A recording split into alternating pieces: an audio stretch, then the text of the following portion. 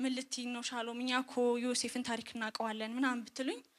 እንደዚህ እንደ ዮሴፍ አይነት ታሪክ ላለን ነው ዛሬ መልእክቴ አሜን እግዚአብሔር የነገራችሁ ፕሮሚስ አለ አይደል ማለዳ ላይ ያወራችሁ እናንተ ጋር ያለ የሆነ ትልቅ ራእይ ከዛ በኋላ ይዛችሁ ተነስታችሁ ስትሄዱ መሃል ላይ መንገድ የሳታችሁ እስከሚመስል ድረስ እጃችሁ ላይ ያለው ነገርና ምታልፉበት ነገር አልመሳሰል ያላችሁ ከዛ ምንድነው የነገርከኝ የቱ ነው ትክክል ምናምን ላላችሁ ሰዎች ማለት ነው አሁን ልክ ስለ ዮሴፍ ስነግራችሁ እቺኛው ፓርት ላይ ደስ ትላለች አሜን አላችሁ አሜን አይደለም አልጨረሰም እስቲ አሁን ዮሴፍን እናምጣው ወደኛ ዘመን እኛ ቸርች ይሁን ለትምርት ያክ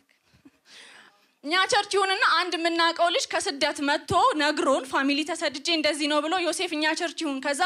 እግዚአብሔር ደግሞ እንደዚህ ያደረገልኝ ብሎ ቢል ይሄኮ ምስክርነት ነው አይደል አሁን ያለችበት ፓርቱ ምስክርነት ነው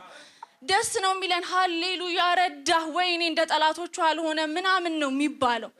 ምስጋና ፕሮግራም ሳያልቅ ድንኳን ቢሆን የምስጋናው ድንኳን ሳያልቅ እልል ብሎ ሳይጠግብ የትላንቱ ትራውማ እንኳን ሳይለቀው የጉድጓዱ የመሸጡ ሳይለቀው የጲጢፋራ ሚስት ተነሳች የጲጢፋራን አለመኖር ተገናርጋ እንደምታውቁት ዮሴፍን ግብዣ ጋበዘችው ለምን አብረን አንተኛም ማለችው በፍጹም አለ ባልሽ ሁሉ ነገር ላይ አምኖኛል ደሞ ሹመት ሰጥቶታል ለምንድነው የምስክርነት ታይም ነው ምላችሁ